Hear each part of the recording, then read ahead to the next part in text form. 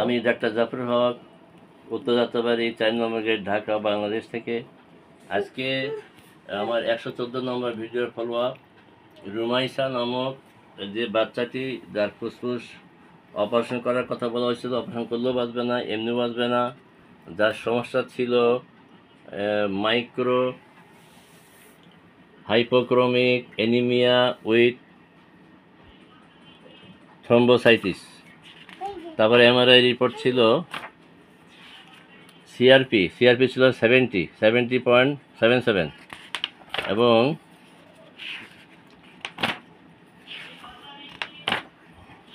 Haemoglobin ছিল 8, অনেক কম ছিল হিমোগ্লোবিন। তারপরে MRI report, MRI of chest, পপুলারের এমআরআই অফ চেস্ট রিপোর্ট, যেখানে ধরা পড়ে congenital cystic adenomatoid modification with consolidation in right lower lobe. তার ফুসফুসের মধ্যে অনেক সমস্যা ছিল এবং এখন সে বাচ্চারা পুরোপুরি সুস্থ। আমি এখন বাচ্চার মা এখানে উপস্থিত আছে, বাচ্চার নানা উপস্থিত আছে। আমি মায়ের কাছে শুনবো প্রথমে কি হয়েছিল, কোথায় গেছিল, ডাক্তাররা কি বলছিল। ফলো আপ, বাচ্চা এখন কেমন আছে? হ্যাঁ, তোর নাম বলো, বাসা নড়িয়া বলো, ঠিকানা বলো, আমাদের বাড়ি সৈয়দপুর তোর নাম জেলা বলো, আর নড়িয়া তুমি থানা, আর কাছে যাও, নাম হাসিনা, আসতে সাউন্ড কম তো, আর নড়িয়া থানা, কেদারপুর বাড়ি। বাচ্চা অনেক অসুস্থ ছিল, জ্বর, ঠান্ডা, কাশি, মানে অনেক অসুস্থ ছিল। ওকে নিয়ে গেছিলাম প্রথমে এমআর খান, মিরপুর 1 এমআর খান মেডিকেল গেছিলাম। ওখানে 4-5 দিন রাখছি। অনেক অসুস্থ ছিল, তারা চিকিৎসা করে ব্যর্থ হয়েছে, তারা ভালো করতে পারে নাই। হ্যাঁ, তারা রিটার্ন দিয়ে দিছে যে আমাদের আর সম্ভব না, আমরা যথেষ্ট পরিমাণ চেষ্টা করছি। তারপরে আমরা ওখান থেকে নিচ্ছিলাম কি জানি শ্যামলিতে দেখে ওরে রিপোর্ট দেখা বলছে যে এই বাচ্চা আইসিইউতে রাখা লাগবে, বাচ্চা আমরা পারবো না। তারপরে আমরা একটা প্রাইভেট ক্লিনিকে নিয়েছি, ঢাকা হেলথ কেয়ার ক্লিনিকে। ওইখানে 5 দিন আইসিইউতে ছিল।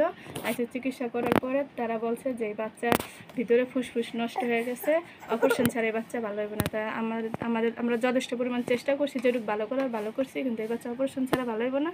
এজন্য আমরা ওখান থেকে নিয়ে আসছি। নিয়ে আসার পরে সুস্থ হয় না, অক্সিজেন ছাড়া থাকতে পারে না। ওই জায়গায় ছিলাম, অক্সিজেন দেওয়া রাখছে, গ্যাস দেওয়া লাগছে বারবার। তারপর আমরা এই ডাক্তারের আল্লাহ রাতে করে দিছি যে আল্লাহ যদি ভাগ্যে থাকে বাচ্চা থাকবো, আমরা একদম আশা ছাইরা দিয়েছিলাম। তারপর ওখান থেকে আবার বক্ষবিধি গেছিলাম, মহাখালী বক্ষবিধি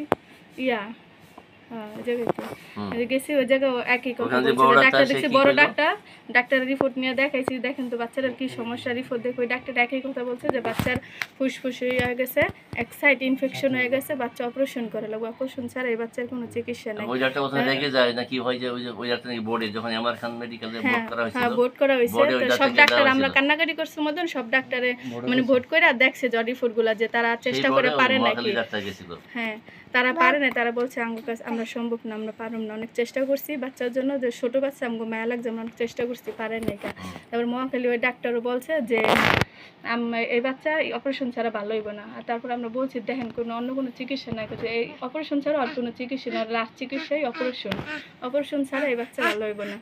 তারপর ঢাকা মেডিকেল নিয়েছি, মেডিকেলে বড় ডাক্তার দেখাইছে, ওই মেডিকেলেও রিপোর্ট দেখেই তারা এক কথাই বলছে যে এই বাচ্চার অপারেশন লাগবে। তারপর আমরা মানে কান্নাকাটি করে বলছি দেখেন অন্য কোনো চিকিৎসা করে ভালো করতে পারেনি, এরকম বাচ্চা অপারেশন করুন। তারা বলছে যে ওর লাস্ট চিকিৎসা অপারেশন, আর কোনো ওষুধ কিছু দেওয়া যাবে না, আর অপারেশন করা লাগবে। তারপর আমরা কি করবো, আশা ছাইড়া দিছি যে এটুক বাচ্চা আবার অপারেশন করুম। এবং মহাখালী ডাক্তারটা ওই যে ওই বোর্ডে গিয়ে যাওয়ার পর দেখে গেছে, তোমার বলছি যে এই তো অপারেশন ছাড়া হবে না, এই কথা বলছিল না মহাখালী যে বড় ডাক্তার। হ্যাঁ, মহাখালী যে বড় ডাক্তার সার্জারি করে ওই ডাক্তার কাছে, বড় ডাক্তার কাছে গেছিলাম। ওই ডাক্তারও বলছে যে অপারেশন ছাড়া এই বাচ্চা ভালো হইব না।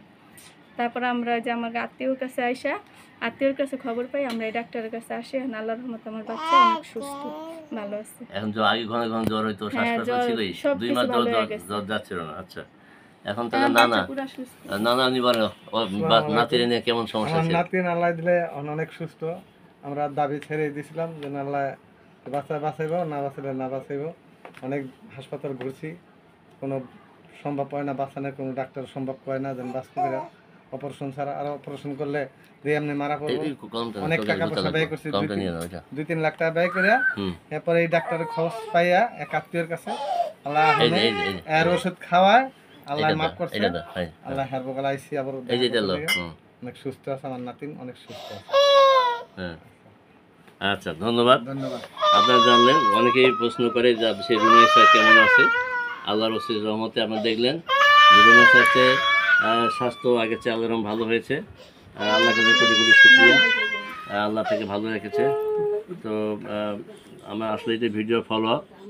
অনেকে জানতে চায় যে রুমাইসা যে ফুসফুসের সমস্যা ছিল, যার অক্সিজেন ছাড়া চলতো না, যার নেবুলাইজ ছাড়া দিনে 3-4 বার নেবুলাইজ করতে হইতো, নেবুলাইজ মেশিন কিনে নেওয়া হয়েছিল, সে যে এখন সুস্থ আছে, আজকে সেটা তার ফলো আপ দেখানো হলো।